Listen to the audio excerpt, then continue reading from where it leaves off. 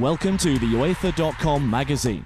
Welcome to the UEFA.com magazine. Coming up in this edition, we speak to a man with one of the most outstanding CVs in football as Roberto Carlos prepares to start his 21st season in the professional game. Ricardo Quaresma talks up his young FC Porto side's chances of success and his own chances of still being in Portugal come the end of this month. With that, we'll also be rounding up all the other latest moves in the European transfer market, as well as looking back at the second qualifying round for the UEFA Champions League, which has already seen one big name tumble.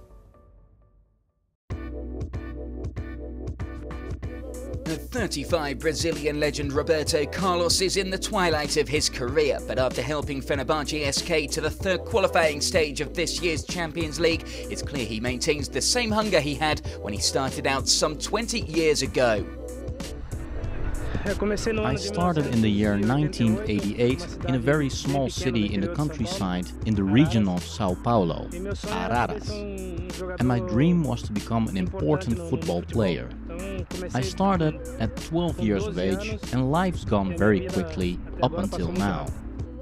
And Carlos knows it was his strong grounding which paved the way for his success. In my situation it was everything. My family was everything. Because as my career has been developing very quickly, those that have helped to keep my feet on the ground were my father and my mother, who gave me the necessary stability and taught me that being a great player isn't all about just being a great player. On and off the pitch, you have to always be happy, always respect the opponents, always be correct with the opponents. Teach your teammates, pass to your teammates those qualities and that happiness to play football. Carlos is still modest about his feats in football, but maintains he's never lost his enjoyment for the sport.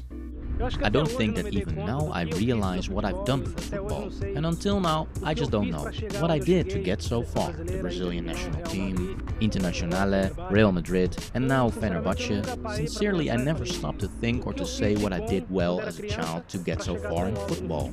I believe that until now I've just tried to have fun. The ball is my object of fun, and for this reason I don't think much about the things that I've done. I just work day by day to get where I can. And things changed very quickly for Carlos once he stepped foot in Europe. I come from Brazilian football, from Palmeiras, from football with lots of little touches of the ball, from a very small city. I left the countryside of Sao Paulo for the city, with very much the attitude of a country boy, very simple. And I moved to Milan, an enormous city with football of heavy marking. I was always a very attacking player, and they taught me to position myself a bit better. I improved the defensive aspect of my game and advanced when the moment was right, so I had to keep running back. But then I was still young. Now it's a bit more difficult.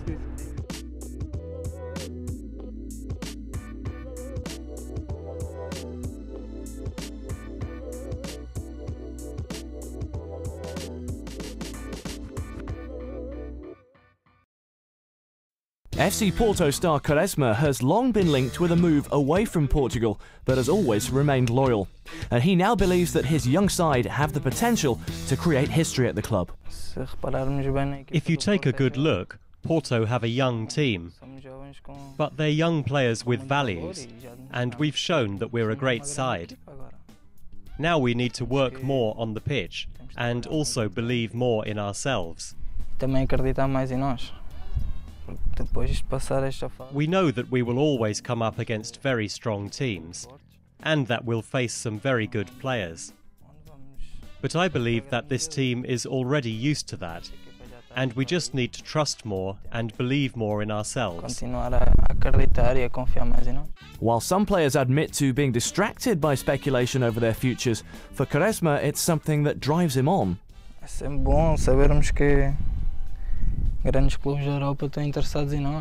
It's always good to know that big clubs in Europe are interested in you. Of course, that doesn't just pass you by.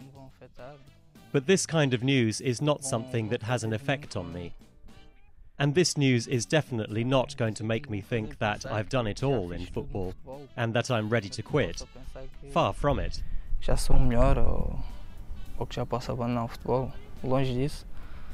Of course, we all like to read and know about this kind of news.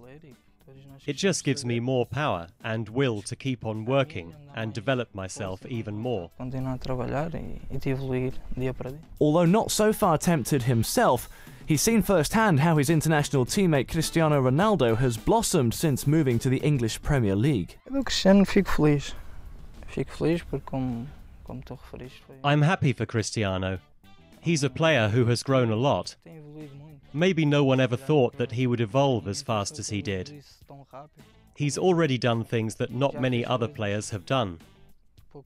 I hope that one day he will receive the prize he wants so much, and it would make many Portuguese people very happy, which is the award for the best player in the world.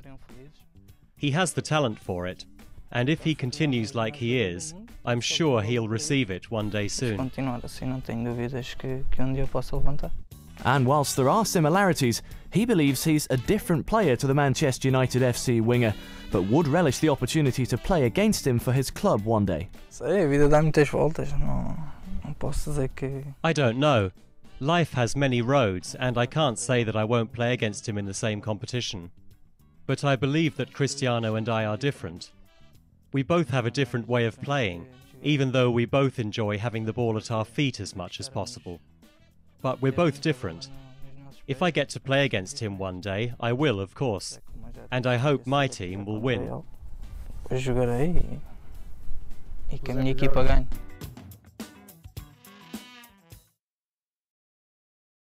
Replay with UEFA.com. Why not join up now and see what you've been missing out on? For under €30, you'll get the annual pass, unlimited access to the full delayed video section of UEFA.com, plus live audio coverage of the upcoming UEFA Champions League matches.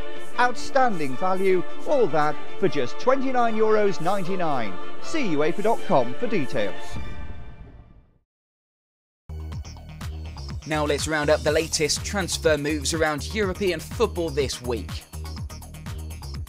Adrian Mutu has ended speculation about his future by signing a new contract at Fiorentina until 2012. The Romanian international scored 33 Serie A goals in his 2 seasons with La Viola.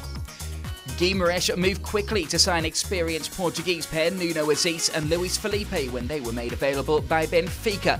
It marks a return to his former club for Aziz, who signed a 3-year contract, while versatile fullback Felipe has joined the club on a season-long loan deal. Armin Chamiti has already got a lot to live up to following his move to Hertha BSC Berlin. The striker's been dubbed the Tunisian Maradona and has rejected overtures from Holland and England to move to the German capital. Spartak Moskva midfielder Maxim Kalinyachenko has been told he can leave the club after talks with officials this week. He's been left out of the side along with fellow midfielder Yegor Titov since last month's 5-1 home defeat against city rivals CSKA. And Fulham have signed England international striker Andrew Johnson from fellow Premier League side Everton. He moves back to London after a spell which saw him score 22 times in 74 appearances for Everton. They might have been UEFA Cup finalists last season, but the latest European adventure for Scottish giants Rangers is already over. Beaten 2-1 on the night and on aggregate by FBK Kaunas in Lithuania, thanks to a last-minute winner from Linas Pilibaitis. Other mighty fallers were ISC Anderlecht, whose 2-2 draw in Belarus wasn't enough to oust BATE Borisov, whose 4-3 success overall takes them to a third qualifying round date with Levski Sofia. Ivan Ergic pushed Basel through with 2 goals in the last 6 minutes against IFK of Gothenburg. 4-2 the score on the night at the St Jakob Park. Wisla Krakow set up a date with FC Barcelona by turning around a first leg deficit against Beitar Jerusalem with a 5-0 win.